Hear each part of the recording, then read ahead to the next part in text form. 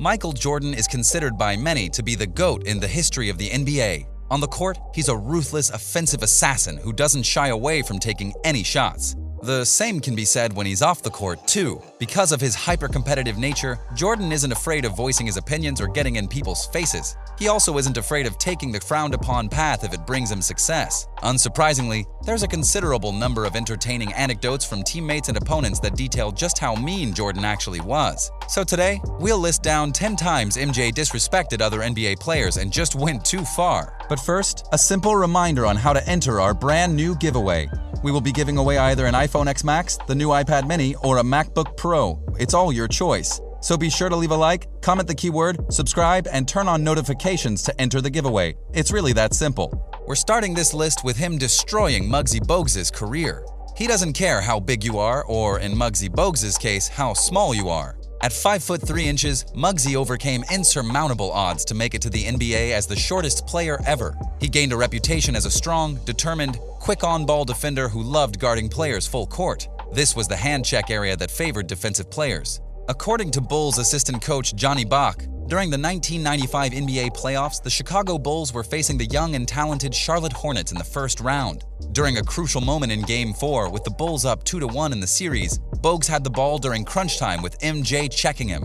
Jordan eased back and gave Bogues the chance to shoot, yelling, "Shoot it, you midget!" The 5'3" guard took the shot, and it didn't come close. The Bulls won the game 85-84 and moved on to the semifinals to play the Orlando Magic.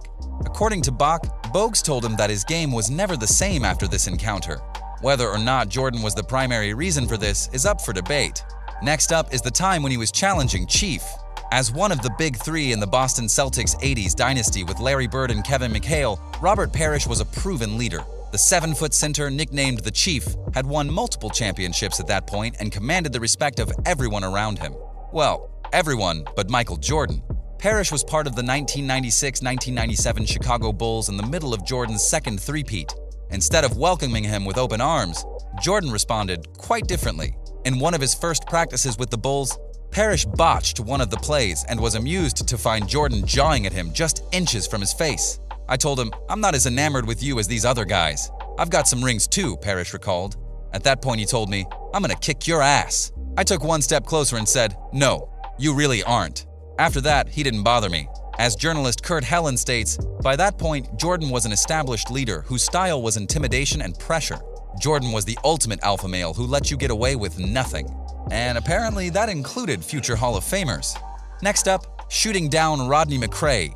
Rodney McRae joined the Chicago Bulls in the 1992-1993 season at the age of 31. He was a very serviceable forward who had just averaged 16.6 points and 8.2 rebounds 3 years prior. Eager to win a title, he was willing to come off the bench to help the Bulls. He had no idea what would come next. When asked about his experience, a former teammate of Michael Jordan had this to say, "He's the most viciously competitive player I've ever seen." That's what makes him, I think, the greatest player ever. He has practically ruined Rodney McRae for us. When the two players are on opposite teams in scrimmages, Jordan is in Rodney's face, screaming, "You're a loser. You've always been a loser." Rodney could hardly put up a jumper afterward. McRae ended up winning a title that year, but only averaged 15.9 minutes per game. It was also the last season he ever played. How about MJ bullying Bill Cartwright? You know it's bad news when the Bulls released one of the few teammates Jordan liked and brought in a player from a rival team. Bad news for the player, that is. When the Bulls let Charles Oakley go and brought in Bill Cartwright, Jordan resented the loss of his friend and took it out on Cartwright, calling him Medical Bill, and intentionally throwing impossible-to-handle passes at him in practice to draw attention to what he perceived to be his bad hands. Cartwright went on to help the Bulls win 3 championship rings with Michael Jordan, defending the paint against elite centers on opposing teams. Jordan may not have wanted to admit it, but Cartwright's bad hands contributed to Jordan's success in a big way. We can't forget when he disrespected Clyde Drexler. Portland Trail Blazers great Clyde Drexler was one of Michael Jordan's longtime rivals during their playing days, and it was showcased during The Last Dance documentary. In the docuseries, Jordan said that he was offended when he was compared to Drexler. "I'm not saying Clyde wasn't a threat, but me being compared to him, I took offense to that," Jordan said. Drexler, one of the best shooting guards in the NBA during that era, fired back at Jordan. "That's Michael's documentary, so obviously it's going to be from his perspective," Drexler said. "Everybody's entitled to their own opinion. A lot of times guys didn't like each other from other teams. But as you get older, you've got to get beyond all of that and show some love and some respect for the people you played with and against. This is a team game. It's not one guy, Drexler added. You can have 50 points and 40 rebounds, but if you lose, are you less of a player than anybody on the other team? No, it's a team game. So I hate when people act like it's an individual competition. I didn't take 35 shots and get 20 free throws a night, so I wasn't going to score 40 points a night. Drexler and the Trailblazers fell to the Chicago Bulls in the 1992 NBA Finals. However, Drexler ended up winning a championship with the Houston Rockets in 1995. Next up is MJ fooling Charles Barkley.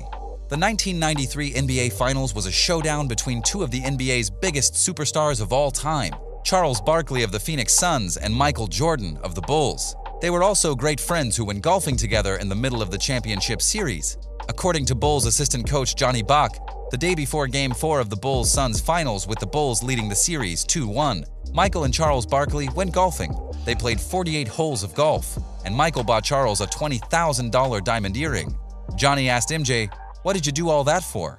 Michael responded, "He won't get in my way the rest of the series. What's $20,000 to me? Charles thinks we're great friends. I hate that fat guy." Jordan dropped 55 in Game 4 and Barkley never touched him once. Sounds like Barkley could stand to make some new friends. Or how about when MJ punched Steve Kerr in the face? Currently a TNT analyst, Steve Kerr shared an anecdote on the Dan Patrick Show about Michael Jordan establishing his leadership. "I disagreed with him one time," Kerr said with a chuckle. "I think he punched me in the face." That disagreement happened during a scrimmage at training camp when Kerr took offense to something Jordan said, and he didn't refrain from expressing his true feelings. "It was one of the best things that ever happened for me. I needed to stand up and go back at him. I think I earned some respect. But we have a great relationship ever since. You've got to prove it, and then once you prove it, you're fine." Despite taking a fist to the nose, Kerr walked away from it without holding a grudge. There were no hard feelings between Kerr and Jordan after that. In Game 6 in the 1997 NBA Finals, he didn't hesitate to pass to Kerr, who calmly hit the game-winning and championship-clinching shot. The rest is history. Next goes to him busting Kwame Brown.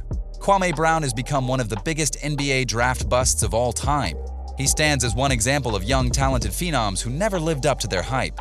However, his situation as a Washington Wizard certainly wasn't helped by the general manager who drafted him. As a leader, Jordan proved more tormentor than mentor. Many Washington players got the business end of a Jordan harangue, but he designated second-year forward Kwame Brown as the whipping boy. A source said that Jordan ritually reduced Brown to tears in front of the team. The story continues that Jordan called Kwame Brown expletives, including homophobic remarks, according to the Washington Post.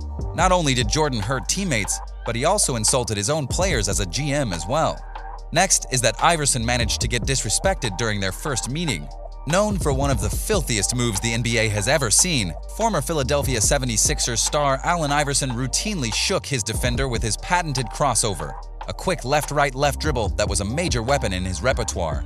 Iverson's signature move was so lethal, he even successfully used it on Michael Jordan as a rookie during the 1996-1997 season, shaking the 9-time All-NBA defensive first-teamer in Philadelphia near the top of the key before draining a jump shot. "The first time I ever talked to him was that year playing in the rookie game," Iverson said. "That was the year they did the top 50 of all time where they had the jackets on and all that. I'll never forget it because he said, 'What's up, you little?' I'll never forget it. I looked at him like, 'All right, man.' And then one time I remember telling him how much I rocked with him and he was like, 'Man, you weren't rocking with me like that because you wouldn't have crossed me like that.' I always knew that once I got to the league, I was going to try my move on the best. So he was just the victim that night." And our first place goes to his Hall of Fame sore winner speech when he managed to disrespect everyone he ever encountered.